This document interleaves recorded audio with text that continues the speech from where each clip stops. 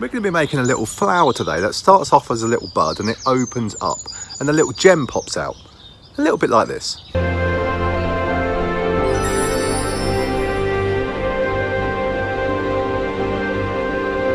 Let me show you how to do that right now inside of Cinema 4D. Okay, let's make a flower using the MoSpline. Okay, so you go to MoGraph, choose MoSpline, and you'll see one spline just laying like horizontally there on the plane. All right, so what we do under MoSpline, under the simple tag, we choose. Let's choose 8 segments. And on the angle H, we need to bring this all the way up so it's 360. Okay, so it spins it completely around in a circle like that. And then here, where it says bend, if we just apply a little bit of bend, look, you'll see that the whole thing will just bend up. Now we want to bend that up to 180 degrees, so it creates this like little cage.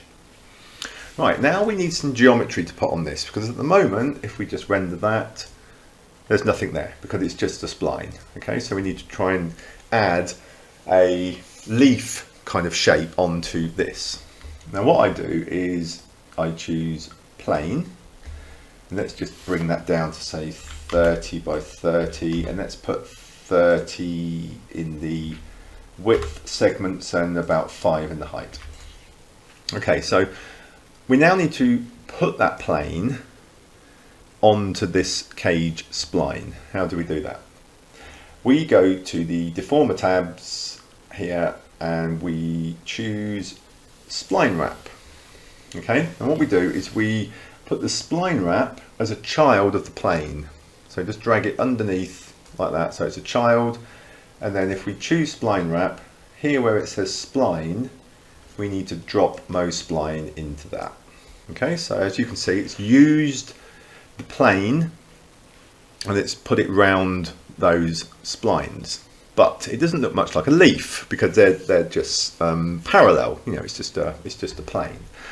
But in MoSpline, in the Spline Wrap, we have got here the size tab, and we can add a few points to this, and we can bend this curve around, and it will change the way that looks. So I'll just show you how you do that. If you click on Control on the keyboard and click on this line, on this size line here, in the center somewhere, and if we drag the endpoints down, you'll see what's happening on the screen in a second. Okay, you can see we're getting a more of a leaf shape. So let's go back to MoSpline and let's just increase the segments. Let's just add in a few more, probably just spin that round until they start to touch. So we've got like 15 segments on there. Okay, now we can go back to Spline Wrap and we can make some adjustments here, look, where we can just bring that out, and don't worry if they're overlapping. You know, I think a leaf will overlap when it's in this form. So just do that, just play around a little bit with that until you've got this kind of closed like little bud.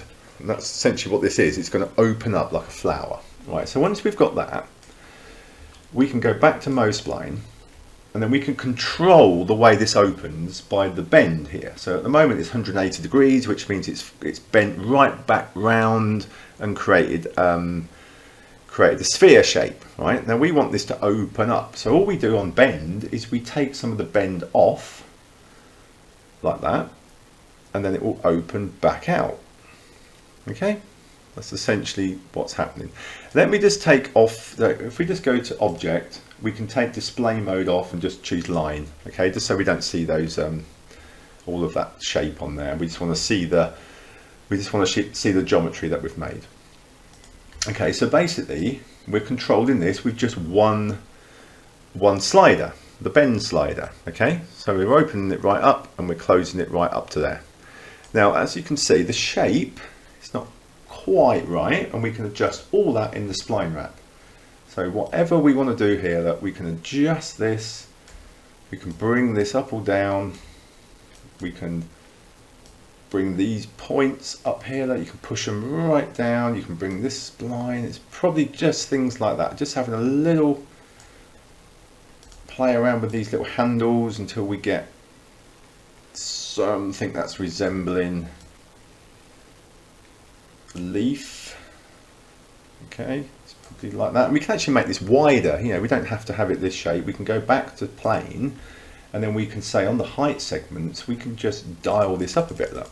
So and then we get this nice overlap. So it's probably the shape we want. So back to MoSpline, and don't forget all of the controls are with the bend slider here. Okay. So what we do is we start off at 180, because that means it's completely closed up into its little ball. And then, so if we go back to the beginning on the timeline, and then we have 180 here, we can keyframe record that position at 180. We can move it on to say around about 50 frames. And then we can slide this open. Now don't go all the way down to 0, just kind of open it so it's still got a bit of curve up like that.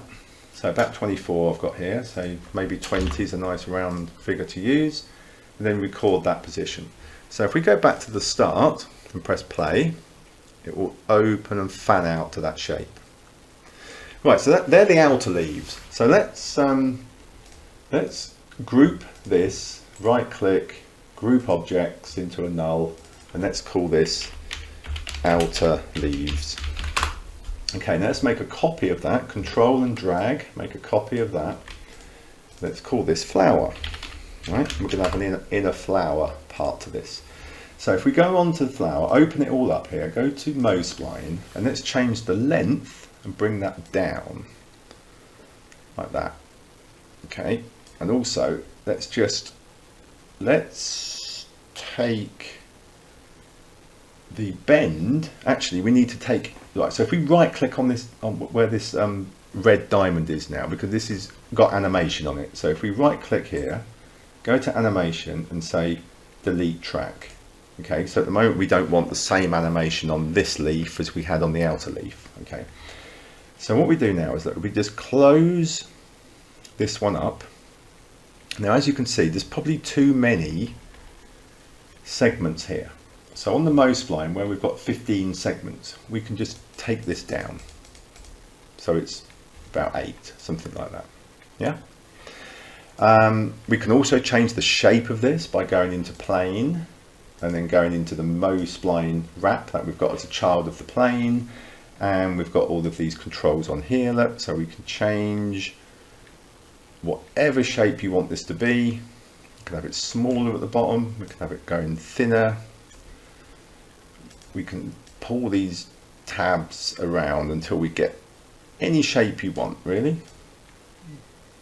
We'll just go for something, wider like that, just so it looks different, okay? So what we've got here is let's go back to the beginning of the timeline and press play. We've got the leaves opening up, but what we want to do then is the inner one, the flower, we want to do a similar thing to this, but we want it to open afterwards. So if we close that in 180 degrees, and then let's have a look on the timeline again. We want this to, as it starts to open to there, say about there, we can then go to the flower MoSpline, which we've got selected here, and we can keyframe record this position at 180 degrees. Then we can move the timeline on to say, just go forward about 50 frames, and then we can open this up, not fully, somewhere like that, and then we can record that position.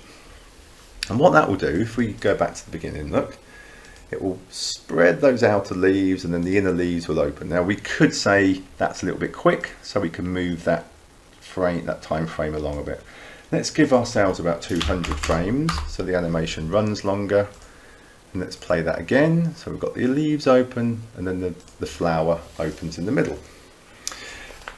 Right, what we can do, we can add another layer of leaves to this if you want another set of leaves, but we can use a cloner, and we can do a blend mode between a cloner object. So what we do, we've got the outer leaves and the flower, we choose a cloner object, and we put both of these as child of the cloner. We choose cloner, go to object, and we change the mode to linear, and we change the clone type here to blend, and we take the Y value down to 0. Okay, so what that's doing is if I scrub through the time head here, through the timeline, you'll see that that cloner object is going between the flower and the outer leaves. So you've got this really nice kind of like onion peeling, opening effect, you know, where you've got two layers opening up like that. So it's a really nice little effect. And what we can do now is we can add some colour to the outer leaves and the colour to the flower. So for the outer leaves, let's just choose a green, with some kind of fresh spring green colour. Then apply that to the outer leaves, and then a nice kind of hot pink for the flower, and put that on the flower. So now we've got this lovely little closed up bud at the beginning. Let's just play that on the timeline, and then it opens up, and it's opening up in stages because it's cloning a blend mode between the two. Okay, so it's not opening it up straight away, it's opening up the outside one that we keyframed, and then the blend object on the cloner is adding that second kind of layer to really make that look nice. Okay, so that's the effect.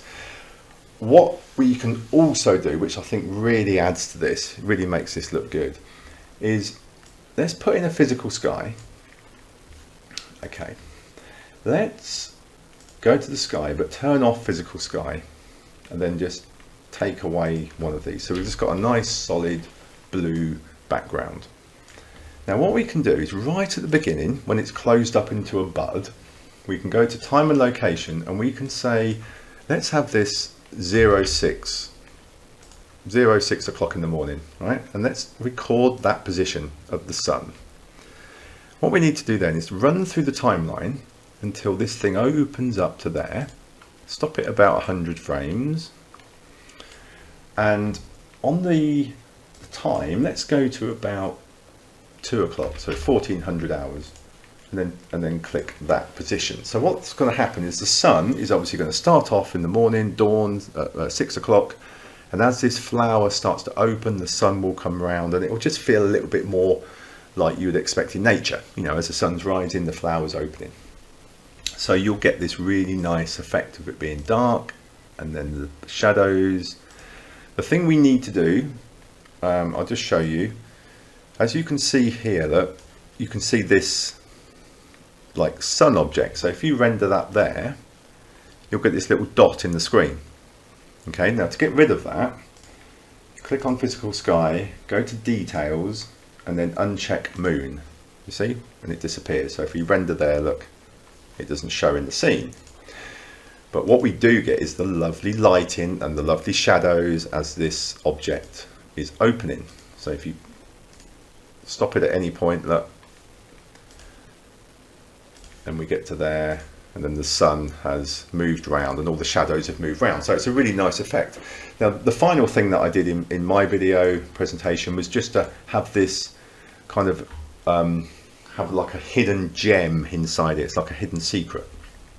So I thought it's just a nice touch. You can have anything. You can have pollen sort of emitting out of this, anything coming out of it, or leave it as just a flower. But I thought it'd be really nice to open up, and then the final thing when it opens was just to have like a little crystal or something just floating out. And the way I did that is I've got a crystal like diamond link below of one that's already been drawn, and it's been supplied by some model makers on Sketchfab. You know, they're easy to make, but I thought just to speed this up, we'll just go and grab one of those. So let me just put the one in that I've got from Sketchfab. Let's go to diamonds, there's source, bring in the diamond, here it is, a little bit small, so let's just scale that thing right up so you can see it. There we go, there's a pre-made diamond for you. And let's just add a transparency to that, because it looks better when it's transparent. And let's drop that onto the diamond. Okay. Now the other thing we're going to do is we're going to keyframe the position of this diamond, because we want that diamond to be inside this piece here. So if we just go to the 4-view mode, and then we need to just make sure that that sits just above and actually inside the flower. Okay, so we'll have that there, and let's just check again before we choose that position.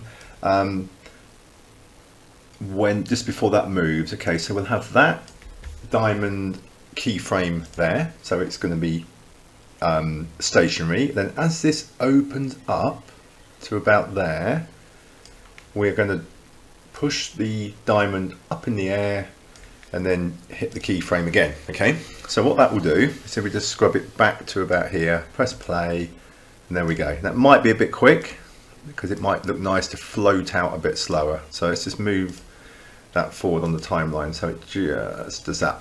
And the other thing that looks good is to put a vibrate tag on the diamond. So you right click on that. Let's just call this diamond, just so we know what we're looking at. Diamond there. Right, so right click, animation tags, vibrate. And what we're going to do is we're going to have a little bit of position movement. So let's put 4,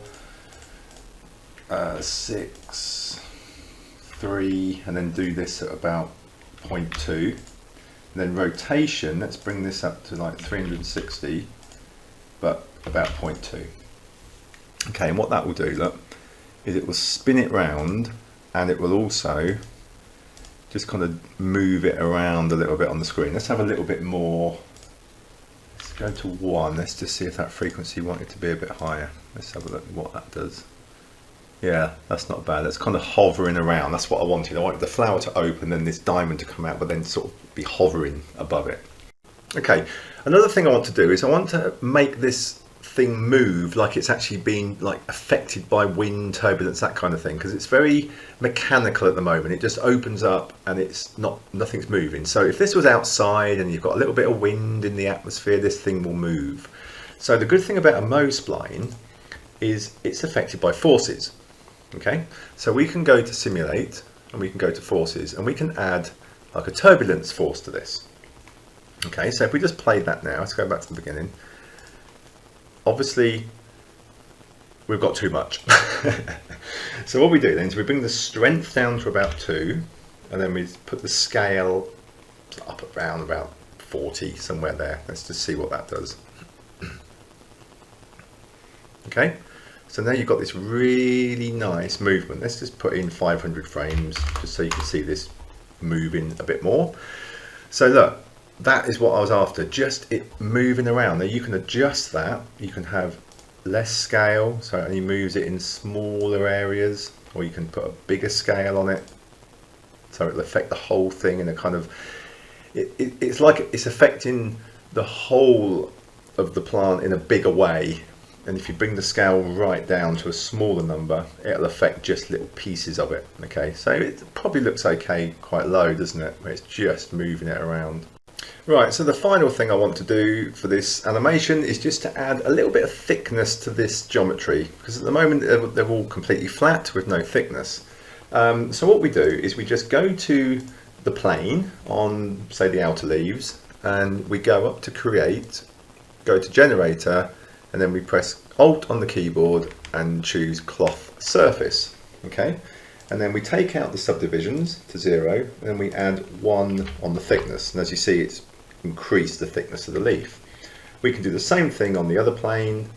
Go to create, generate, cloth surface, press Alt on the keyboard, take the subdivisions to 0 and the thickness to 1. Okay, so it's added. So if you render that, you'll see it's added a nice kind of thickness to it all, rather than just being a single plane. So there you have it. That's how you do a flower that opens up and a nice diamond pops out.